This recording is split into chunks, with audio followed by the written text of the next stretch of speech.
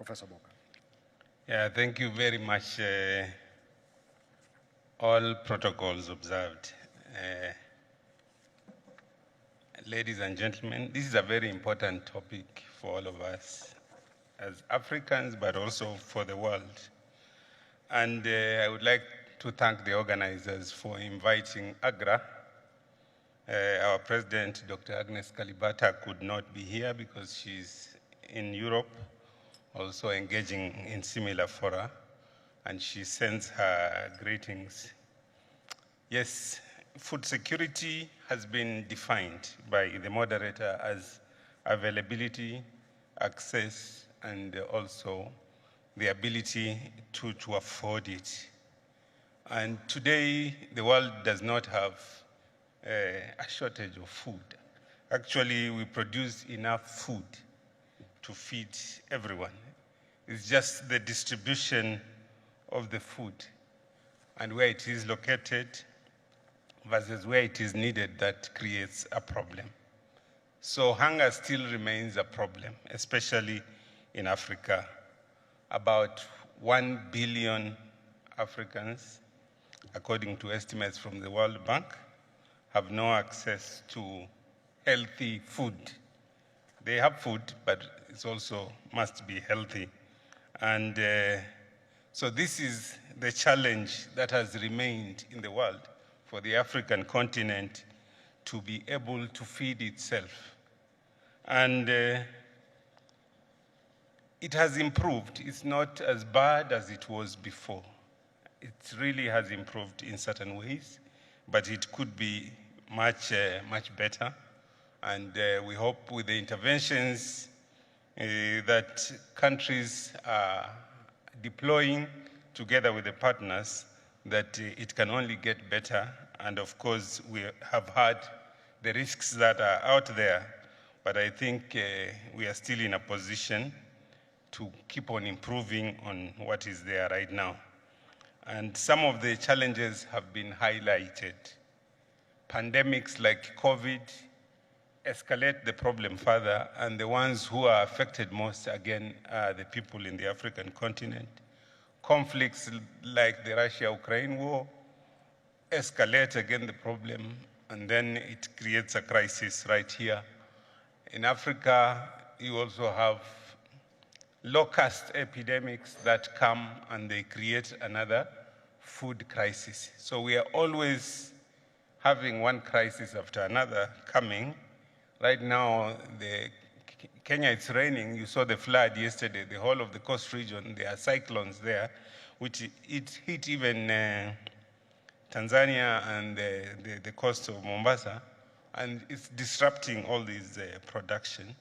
And so that means our production system have to be resilient. We have to understand this.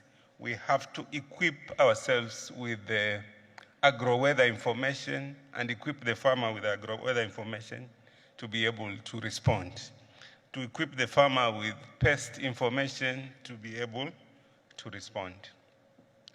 And this conversation is not new. We are just advancing it. CAADP, which is the Comprehensive African Agricultural Development Program, was discussed by the AU, I think in 2013. I think it was in Maputo. And there were certain principles that were agreed that each country had to commit to. We had to commit to Africa ownership and leadership around this problem. We must own this problem. We must commit to accountability and transparency in the way we tackle this problem. We must commit to inclusiveness, making sure that youth and women and other vulnerable populations are not left behind when we are developing the agriculture sector. We must commit to evidence-based planning and decision-making. It cannot be ad hoc. The issues are too complex for people just to wake up and make decisions left, right, or center, which have implications on livelihoods and the welfare of society. And we must commit to regional cooperation. We must cooperate. We must learn from each other. We must find ways to share resources and and work together towards tackling some of these problems.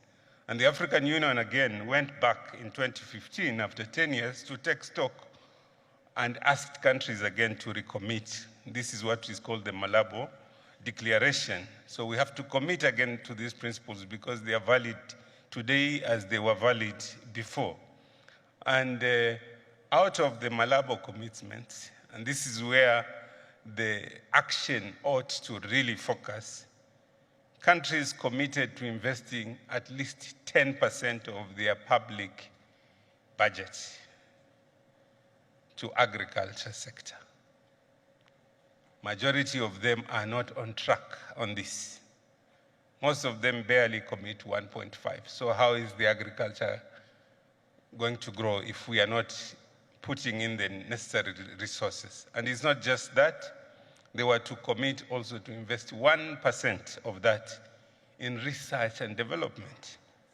And they are not investing in the research institutions in the way that they committed there. And they committed to reducing poverty by half by 2025. It's next year. And we are not going to hit that target. They committed to ending hunger by 2025. We are not there. We are still way behind. And they committed to boosting intra-Africa trade. All of these, as our head of states and political leaders made these commitments. And then, of course, supporting the production system in such a way that we are able to respond to climate issues. And then they committed to mutual accountability. Now, every 2 years, there is a review, the so-called biannual review. Only a few countries like Rwanda, Ethiopia, and Morocco have shown consistency, have shown effort. The rest of the continent is a big disappointment in certain ways because although there is a commitment, you don't sense like there is a lot of work going. And to turn ourselves around requires a lot of work beyond just signing paper and making declarations. So the framework of how to get ourselves out of the woods is there. We don't need to write another one. We have to find a way in which to really put these commitments into action. And so the challenges remain, but the pathways out of these challenges are very clear and they are known. And if we are going to implement these measures half-heartedly the way we have been, the climate crisis, we will not be able to cope with it. We will not be able to cope with it. So we really must have these conversations in such a way that we get out of the lethargy as far as implementation is concerned, especially considering that the geopolitical tension and the multilateralism that was there before seems to be fragmenting. And if it's fragmenting, it means probably resources, including development aid, is going to reduce. And so that means inequality is going to increase. So that means we have to rely on our own and on our political leadership to get us out of the woods. And so this is a very serious conversation that we must have with each other. I was a permanent secretary in the Ministry of Agriculture in Kenya for 4 years. And during that time, I had the pleasure also to work with Geraldine and the colleagues in Rwanda. During the time of COVID, the connection between security and food security was total because countries were going into lockdown and we had to design system to make sure that people in Kibera is the biggest slum in Nairobi, were going to get access to food because we knew if they were not going to get food, then all the measures about blocking the country were not going to work. Because probably they could tolerate it for a day or two, but after that they would think, would I wait here and die of COVID, of hunger, or do I go out there and fend for myself? So in Kenya, we created a food security war room, actually, to really track food. We've never tracked food like that. Before, we had been doing it casually. But those days, because of the implications as far as security was concerned, we were tracking it daily. We were insisting on those numbers, including trade, including production, including consumption, so that we were doing what we were calling the food balance sheet for the country every day, for every commodity that was critical, and making sure that the logistics were there and the factories remained open and food was able to move around. And I'm sure each country had similar kind of operations. So I think the statistics have been given. We are importing way too much food. And if we don't act, this bill will continue to increase, because the African continent is the only continent which is still growing. By 2050, there will be 2.8 billion Africans. We will be bigger than China. By 2030, we will have 300 million more Africans to feed. So the pace of growth of the agriculture sector must keep with the pace of the growth of the population. Otherwise, it will become very expensive and very difficult to feed this growing population. And part of the problem, from where I see it, I'm a scientist like Geraldine, is that our agriculture and our policy makers embrace science casually. So when you go to our research institutions, they look like neglected entities. They don't get funding. So our yield, for example, for maize, which is a major staple, is 1.5 metric tons per hectare. While in the US, they are doing 12 metric tons per hectare.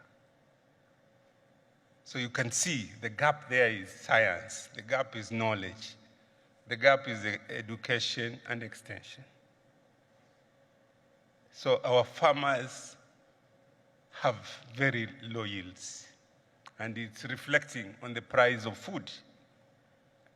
Also, it's reflecting on their own incomes. And so we have to fix that.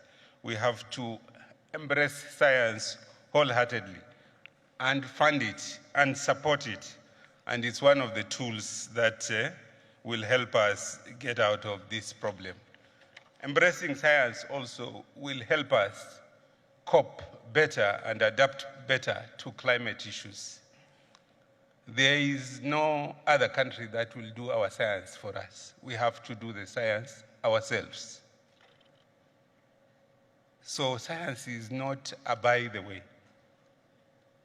Science is like the main thing. When we talk about commitment to evidence decision-making, evidence-based decision-making, there is no way you're going to do that if you don't have strong scientific institutions. And I'm not just talking about biosciences and agriculture. I'm talking about all sciences, including social and economic and other forms of sciences. So at AGRA, which is an African institution created to support African government to modernize their food systems and make sure that we are able to move. So we engage with most of these governments at the political level and at the technical level to make sure that there is political buy-in as well as technical buy-in. When the politics is aligned and has clarity about strategy, it becomes very easy because the technical part will just align so long as it gets the necessary support. And AGRA has helped, including this country of Rwanda, to build systems. And the other 12 AGRA countries where we work, we help them to build systems. Agriculture requires seed systems. Most African countries did not have seed systems. We have helped to build systems. both the regulatory side as well as the scientific side of seed systems. So Rwanda right now is self-sufficient on some of the major seeds, like maize, to the point that they are willing to export. They are able to export. But it requires cooperation, especially of political leadership. And we really appreciate the fact that in Rwanda, the support has been very good. AGRA also focuses on sustainable farming systems because of the issues of climate change that we have talked about. And so we are working with governments also to bring about sustainable farming systems so that it's not business as usual in the way we farm, but it's informed by systems that are going to be good for the planet, but also good for the farmer and for the economy. We are now also looking at inclusive markets, trade, and finance, working with them to make sure that the ecosystem for markets and trade are working. To the point right now we have what we call a regional food balance sheet. Right now there's a crisis out there in Southern Africa, and Zambia is going to produce like a third of what they usually produce. If you don't have a regional food balance sheet that shows where the food is, how are you going to move food around? And again, political leaders have the responsibility to move us from looking at ourselves as competitors to really looking at ourselves as allies, so that trade is facilitated. I think in this century, there is no room for closing borders and such kind of things. I think if there is data, there is information, there is sharing, goods will flow. Kenya on its own cannot survive. They don't produce enough maize. They always have a deficiency of about 10 million bags. The moment Tanzania closes the border, the price of unga will go up, people will be in the street. So it's a shared responsibility. We must have these conversations. One time in 2020, I found myself and a colleague from Rwanda in the State House in Dar es Salaam talking to President Magufuli to allow food to move when I was PS. And I talked in Swahili to him and told him, udugu ni kufaana, udugu si kufanana. Because we must, we must synergize and work together to make sure that our countries are secure and especially food secure. So let me summarize what I feel. No, there's one pillar of AGRA that is very critical: policy and state capability.